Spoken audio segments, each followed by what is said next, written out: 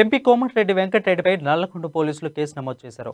IPC 506 section కింద Nalgonda one town పోలీసులు Komatireddy వెంకటరెడ్డిపై case నమోదు చేశారు.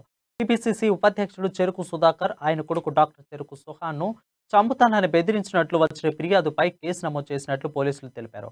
కాంగ్రెస్ ఉపాధ్యక్షుడు చెరుకు సుధాకర్ కు తాను అనుచరులు చంపేస్తానంటూ ఎంపీ కోమటిరెడ్డి వెంకటరెడ్డి చేసిన వ్యాఖ్యలు సంచలనం రేపాయి.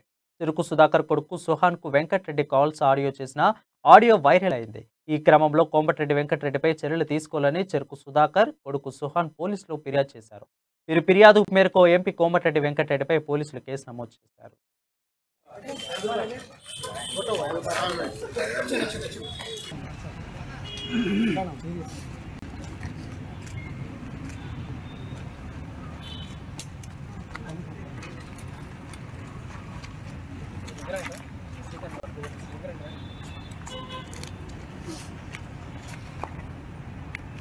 డాక్టర్స్ని మాకు ఎవరు ఉండరు, మాకు అసలు హాస్పిటల్ దగ్గర కూడా ఎట్లా ఏందనేది మీకు తెలుసు. వెంటనే ఎట్టి పరిస్థితుల్లో ఈ సైడ్ నుంచి మీరు లేట్ చేయకుండా, ఎందుకంటే ఏదైనా ప్రాబ్లం జరగవచ్చు అనేది మాకు ఒక అనుమానంగా ఉన్నది.